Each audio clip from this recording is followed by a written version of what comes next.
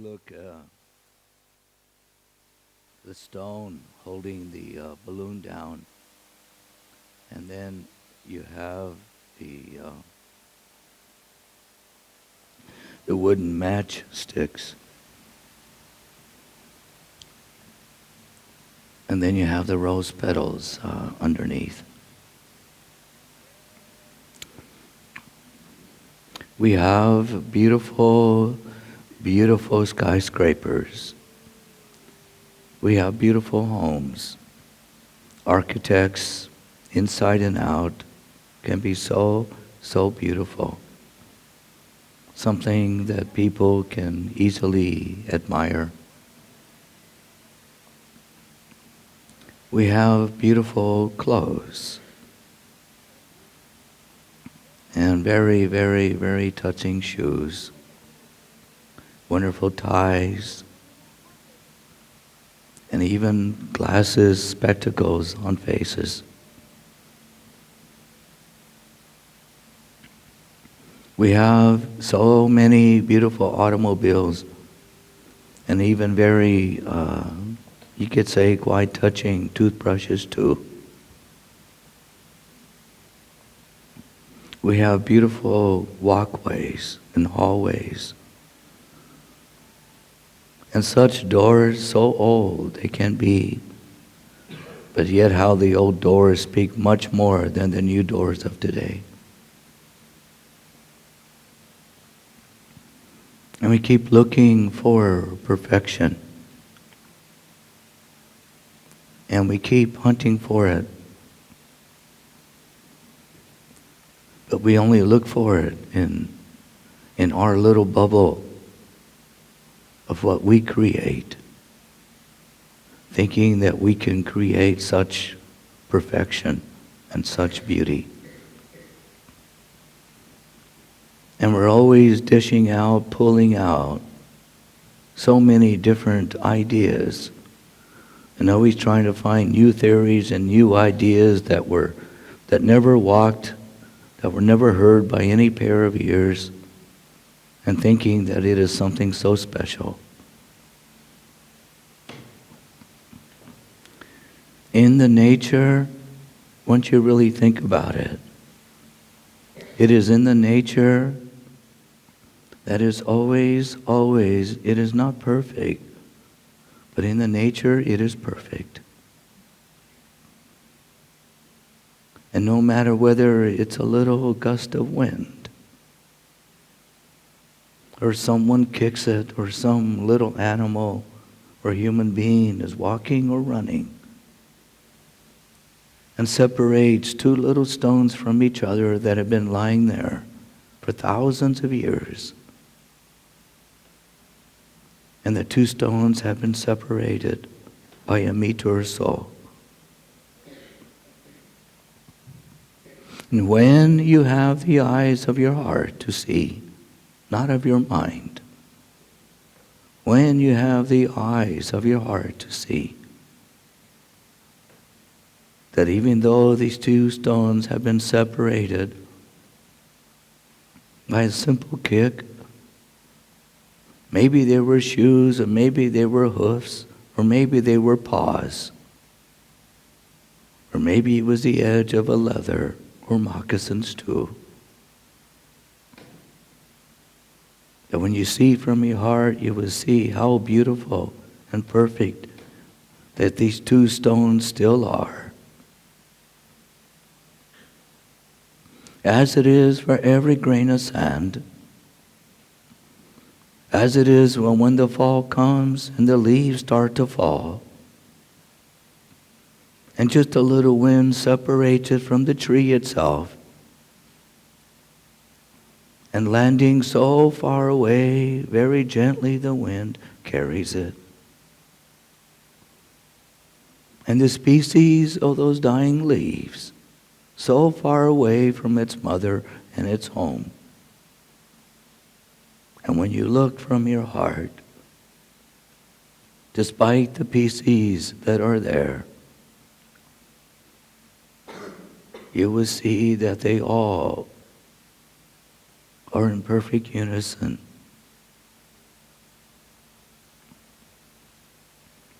And when the big storms come, and they flood the rivers 4 or 5 meters higher than its banks, and they bring down homes and roadways and even rails that our trains run on. And I always wonder why. Why do people say that nature is violent? Why?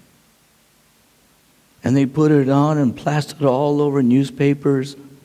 They put it on TV and the news, and people start gossiping and say that nature is violent. So many homes were destroyed, and so many people were drowned. And all the little children are now damaged by that. All the little children are damaged, and the adults don't even think about it, don't even care what words they put down.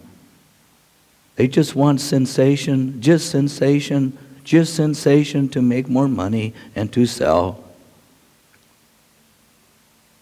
And here they are, the newspaper reporters, the printers, the ones who deliver the papers, the ones who read it, the ones who are sitting on the pot, wasting all that stuff away down the toilet. It is you that is the nature. It is you that is of this nature. You're not 21st century human beings. Your body belongs to this planet, and you have to give it back.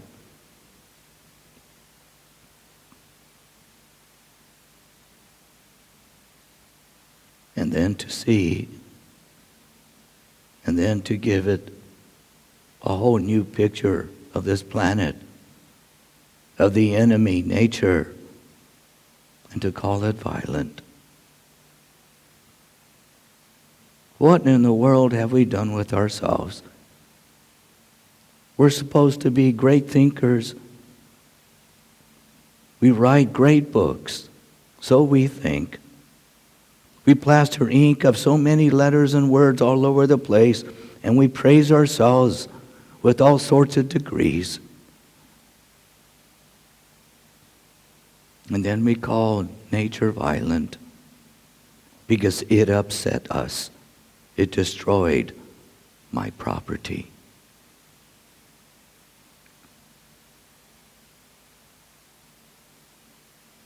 And yet nature is composed of 4 great oceans.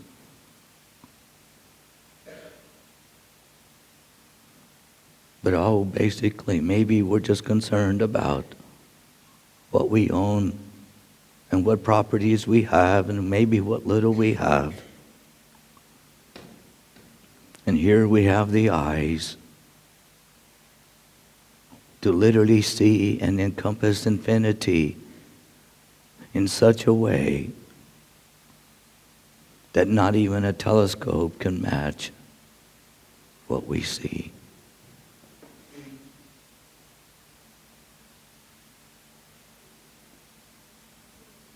And yet every grain of sand on this round, round spaceship of ours, all the leaves that fall, and all the little ones about to grow in the springtime, and all the apples and oranges and all the other fruit and vegetables of so many colors. And they, like the Orientals, and they, like those of the Indians, and they, like those of the East, speak different languages, and even eyes that we can say and ask, where are you from?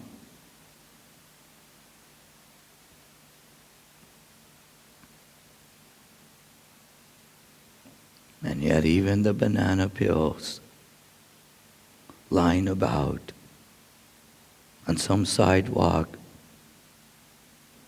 on some path along the trail,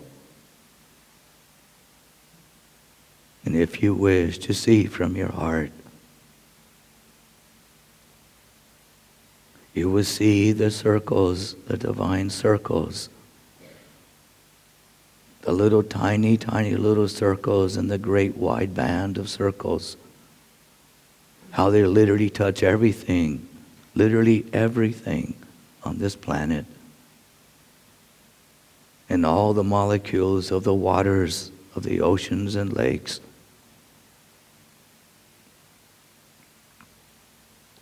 Who are you?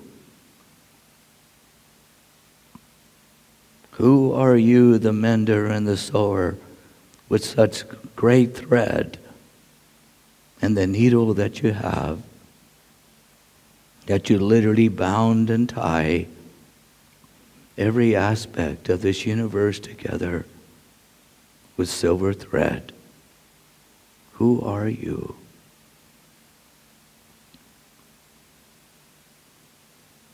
And yet the silver thread, what we put together with cement and plaster,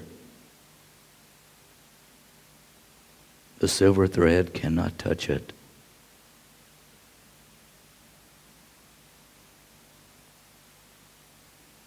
Cannot touch it.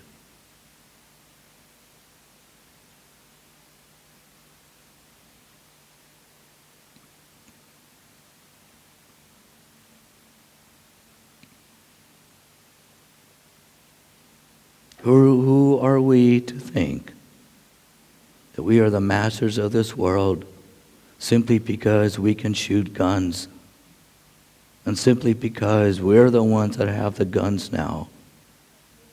We're the ones that have the many feet that step on all the little ones. And we even spray them with all sorts of insecticide because they are simply in our way. They don't even look like us. Who are we to say this?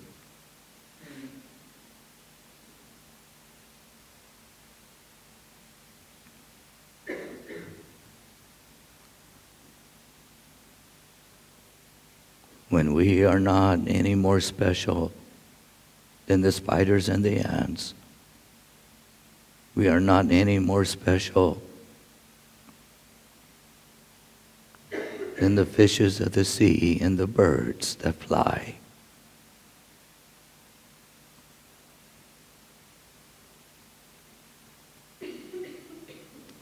What our inappropriate pride has done for us.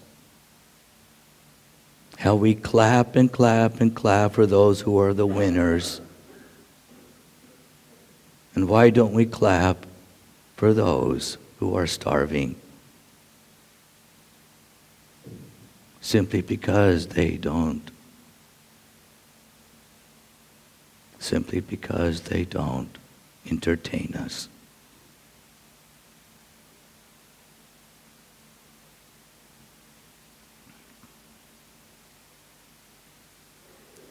You do not have to wait to go to some auditorium. All we have to do is to go out into the streets and see. But because we all have acquired so many pictures, not just through the internet, but through newspapers too, and all the information that we have acquired through so many, not just other people's voices, but we have a pretty good idea of what is going on around this world. And it just doesn't take a phone call to touch it, to have some effect. Is to give, to walk away from our entertainment and to go into ourselves, deep down into ourselves, and touch all these events that are affecting so many other people.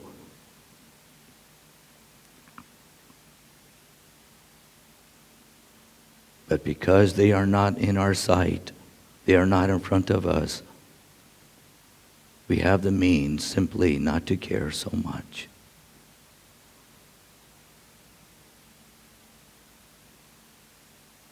And yet those that are now in the dark,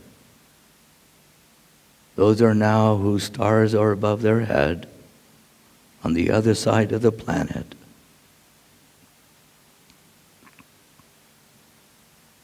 it is you who has literally, with the thread, the beautiful silver thread and the needle that you are, that put this whole universe together brick by brick.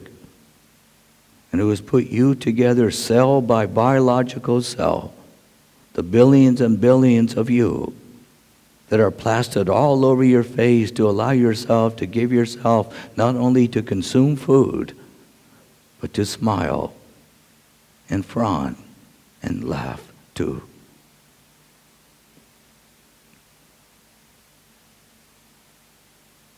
By you going inside, you have the means to literally touch those on the other side of this planet, if you wish.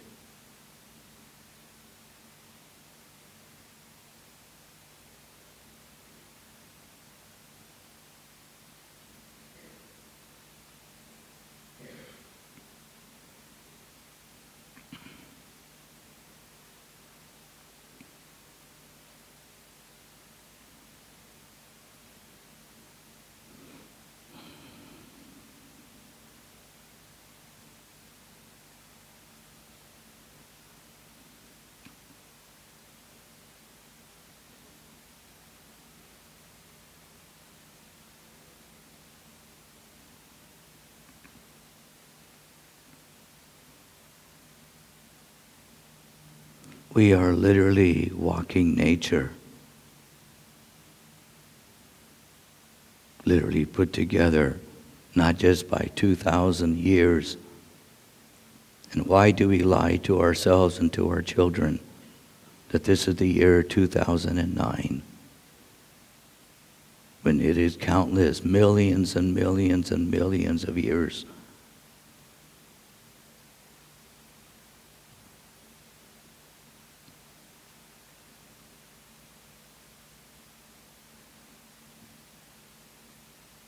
And we celebrate. And we will all be celebrating the year 2010. Don't you think that would literally limit us? Literally confine us and put us in little tiny boxes when it comes to time? Maybe that is what literally hinders us, to prevent us from thinking 7 generations into the future. Because we should really act and talk with every word. And our action should be of thinking of 7 generations of ahead, and not just of ourselves in the year 2009, thinking that we have just started life.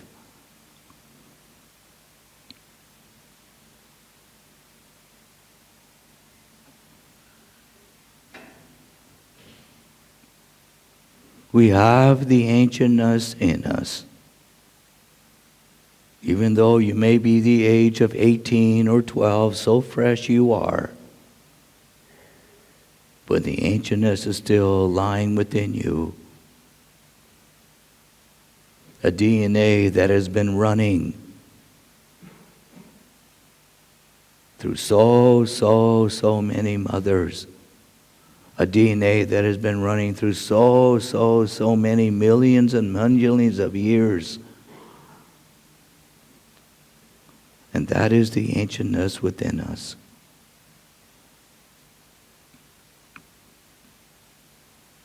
Why don't we want to see it? Maybe that tells us we will have to grow up, literally grow up, and just stop thinking of ourselves.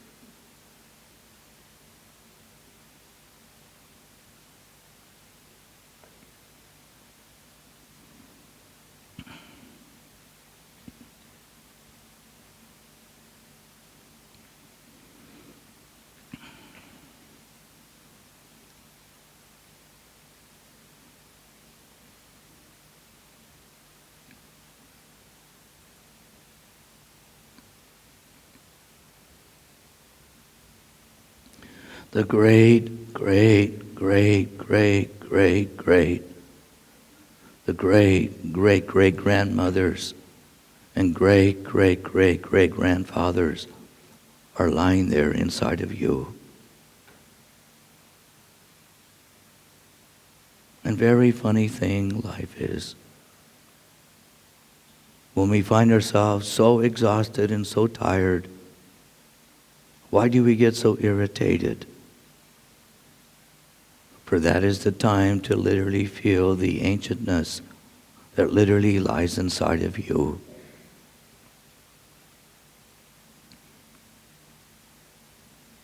And that agitation and that tiredness, it allows us to walk away from this 21st century sophisticated, intelligent human being. And we begin to feel and sense and see the fragileness actually of us, even though we find ourselves to have the ancientness inside of us.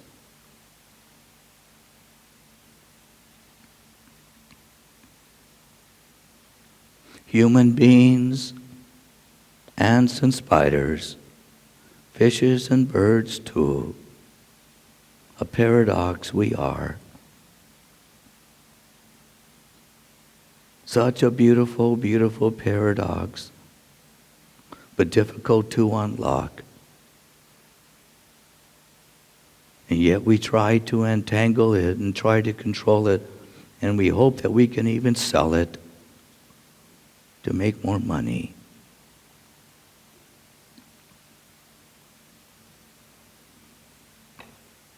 For we even sell our own blood today.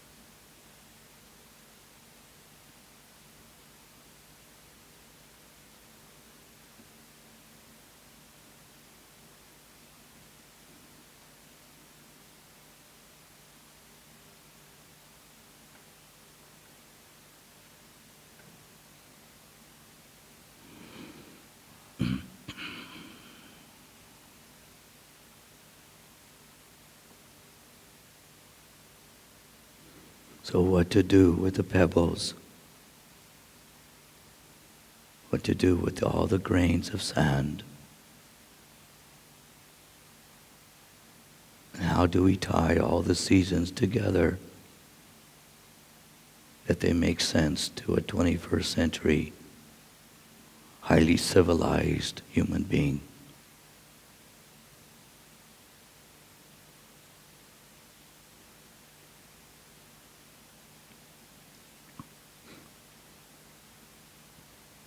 And yet one wonders and one asks, really, what is intelligence?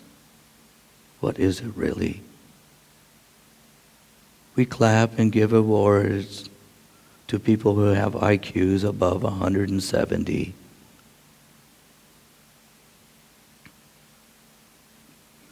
And it's those that can figure out the games much easier. And those that have the amount of a multitude of facts at the tips of their fingertips.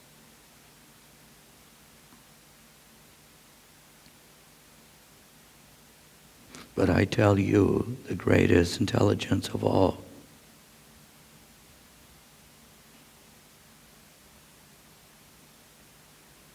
but you'll probably have to be very, very ill, very sick, and most likely with a high fever. And only then it will make sense to you that the most beautiful intelligence of all is simple kindness. Simple kindness.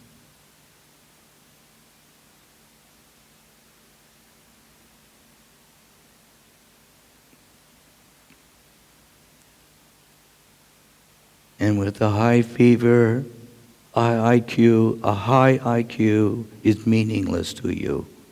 You check it out yourself.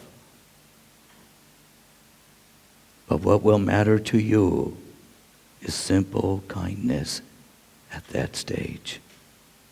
And you will see it.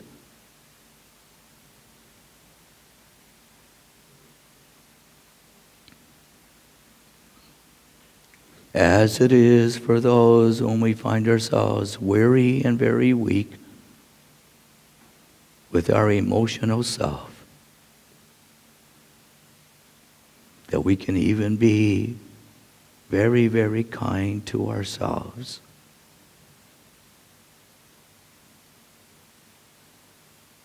High IQs will not stop the rhetoric of very damaging thoughts that we can have in our minds. But what will touch every thought, mean and beautiful, colorful and black or gray, is simple kindness.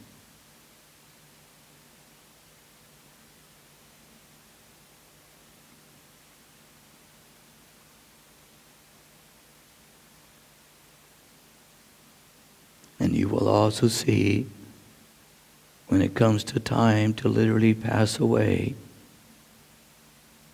you will see what really, really counts.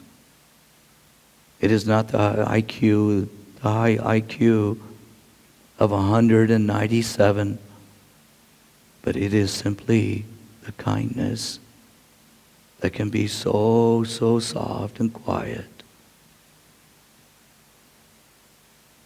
And no matter if there's a great storm outside, even shattering windows of limbs breaking off trees, that the kindness and soft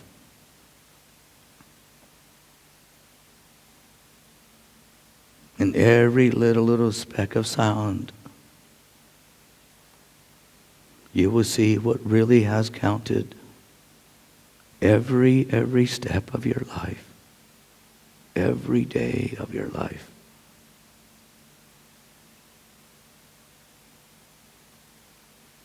And it is then that we can rewrite our book of life. It is only then that we can truly rewrite our book of life.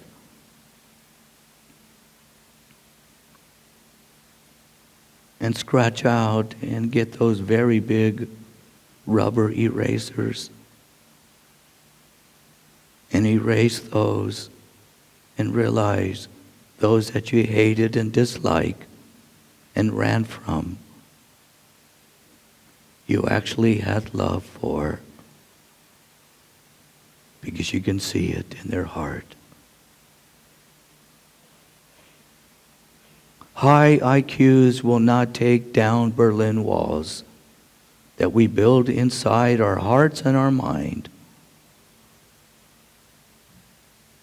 It is the intelligence of a kindness.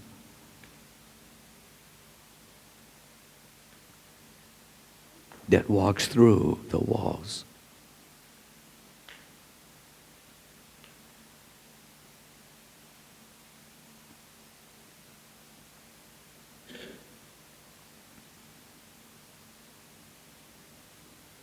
And you will find kindness at the tip of the storms. Winds of 180 kilometers per hour outside.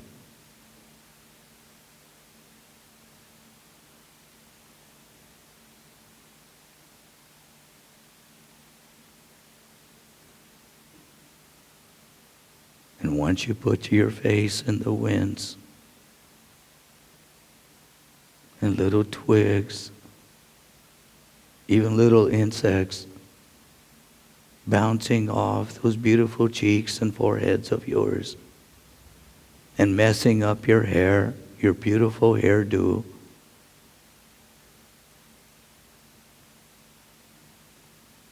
It's just to have the courage and stick it out. And you will see and feel even the kindness in such a wind. And that wind is always inside of you. The inhales and the exhales that you breathe all day long. It is a great force of wind constantly inside of you, these storms.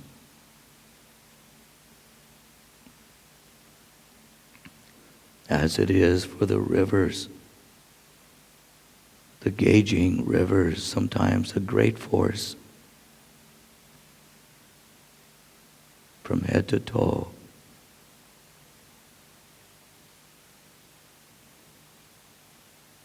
And yet it is you, comprised of 4 great oceans, that has given you your life today in this biological body of yours.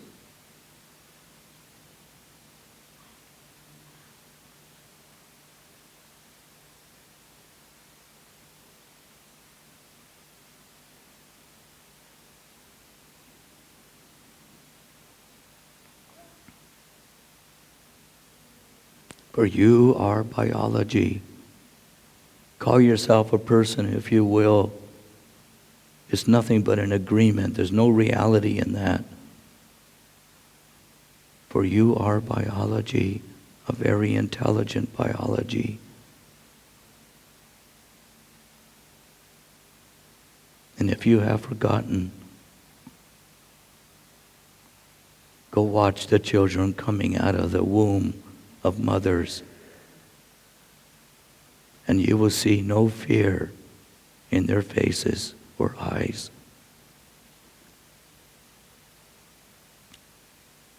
And that's how you were. You were born without fear and doubt. You were born without suspicion. You were born without rage and hate. You were born totally receptive. Totally receptive.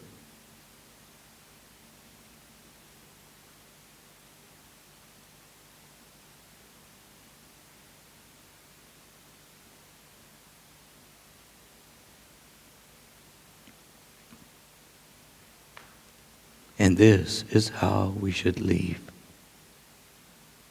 this planet of ours. Totally receptive.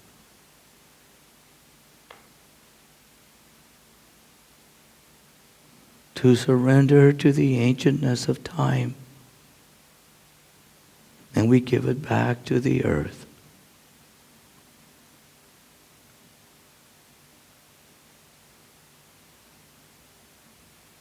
And if we cannot see the moon or the sun, but you have the pictures and the feelings inside of you to say goodbye. If you're fortunate to be under the sky,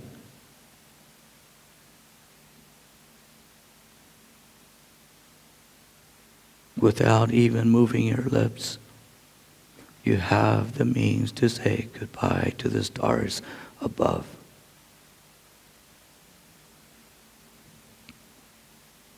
And even though you may not even feel your feet, you have the means to say goodbye to gravity and to a planet that has taken you for thousands and thousands and tens of thousands of kilometers through outer space. For this is a bus ride. For this is a big ship. For this is a beautiful airport.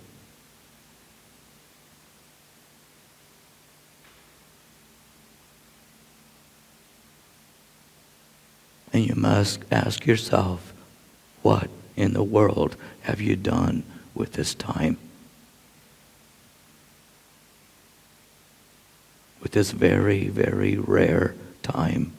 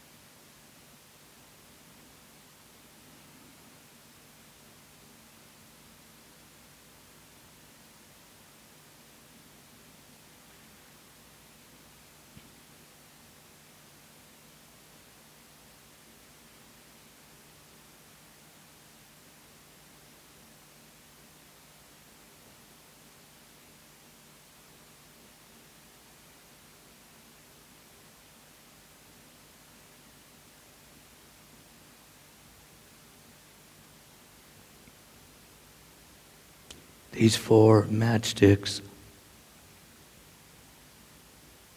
on this little stone and the rose petals underneath.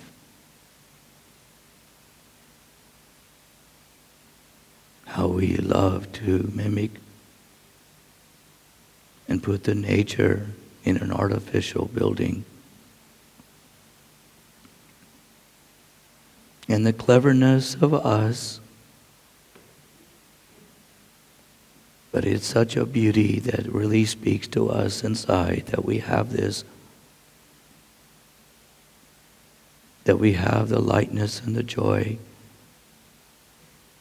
not only to invent, but to love our balloons. But isn't that what our thoughts are too? So many balloons we mass produce. And in these beautiful balloons of our thoughts, which is really quite a miracle, because we cannot hold on to any thought.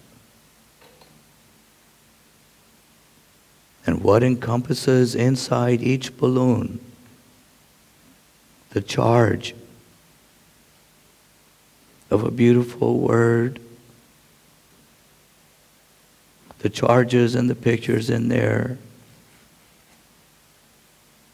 that may not be so kind. And yet, like all balloons, eventually they rise up and they let go of the air and the force that is in them. So that means we cannot hold on to anything that we think. Nothing. We cannot even hold on to our days as we mark off the days of the calendar. We cannot even hold on to the face that we have today. For it is aging, no doubt. It is also decaying too. And yet it is growing like hell inside with such freshness and love too. So it is we that have found ourselves in a paradox in life. We are of nature, and yes, we can say we are sophisticated, and yet we're so ancient too.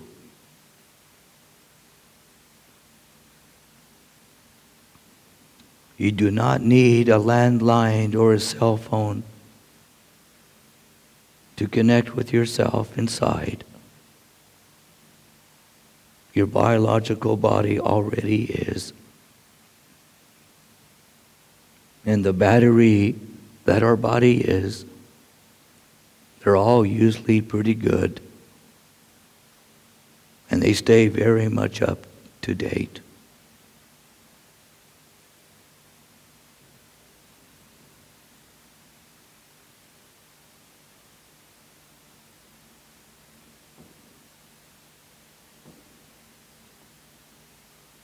So you call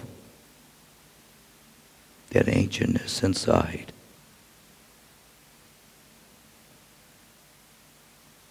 And you will find eventually your enthusiasm and how a passion can start to grow like grass in the springtime. And you'll find your sight and your eyes reaching further and further, and hopefully to 7 generations.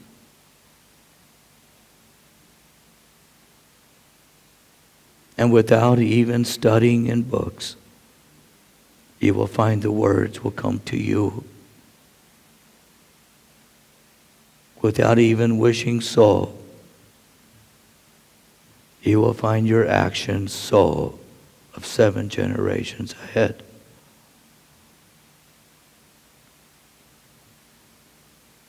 Without any therapy whatsoever, you will find your eyes easily being guided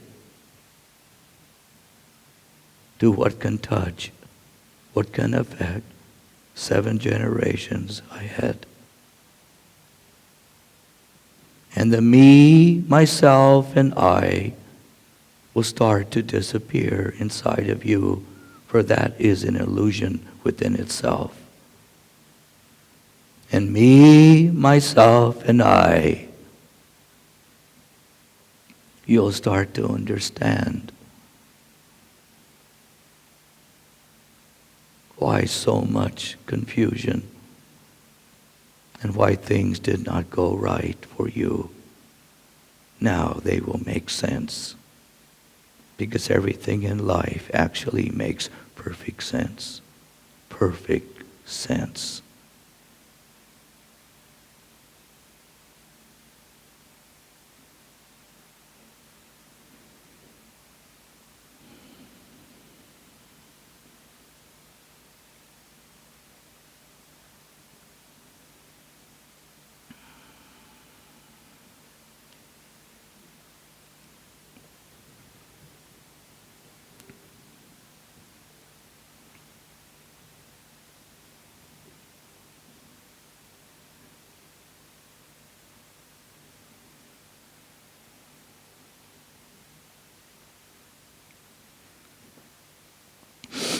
Yo ho ho.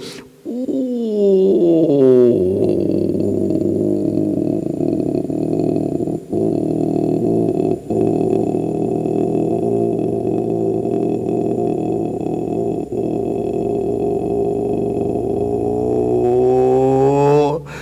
Yo!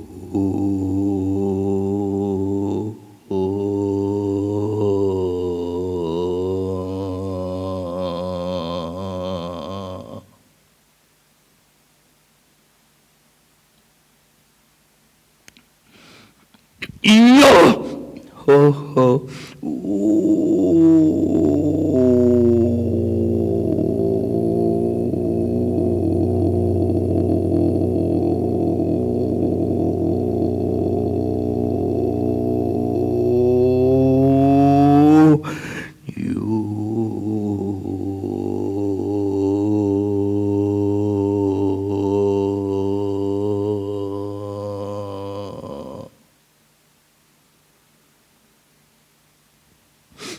Yo!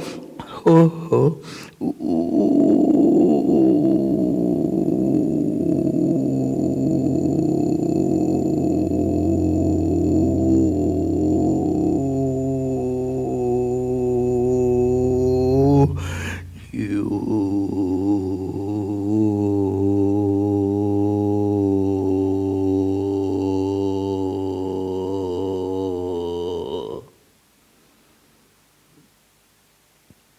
Nayate ha peace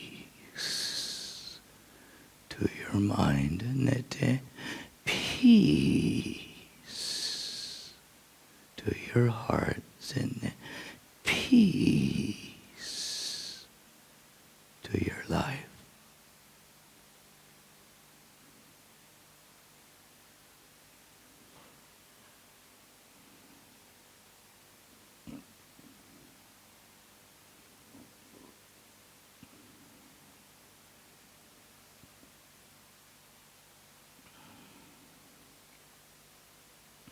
You were conceived only with your mind, your heart, and your life.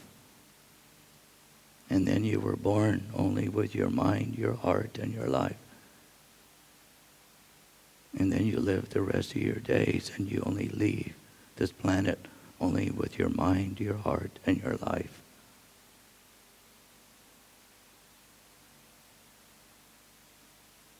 Our friends, they leave us, as so too our children.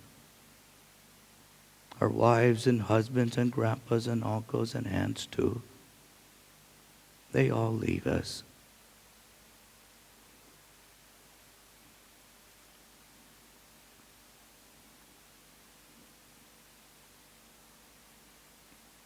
We have to walk away from everything. And this is really the beautiful part of existence. And you'll understand why a tree is a tree and stands so alone. And every blade of grass,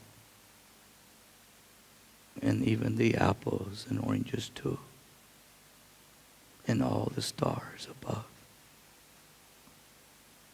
And when a friend crosses your path, or a lover's soul, you embrace that as much as you can before the separation has to take place.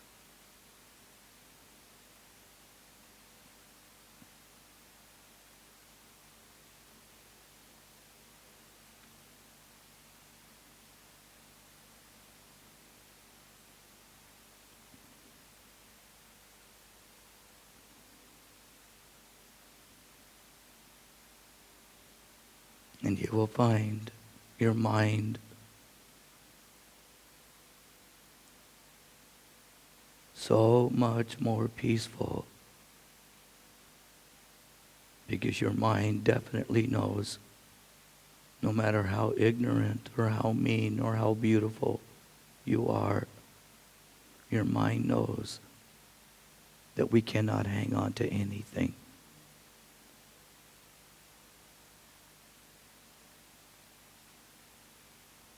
Stand alone like a mountain. Stand alone like the trees. Stand alone like the stars.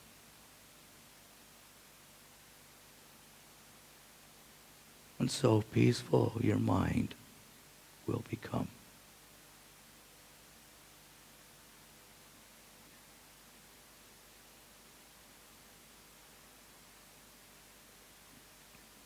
Let's dance.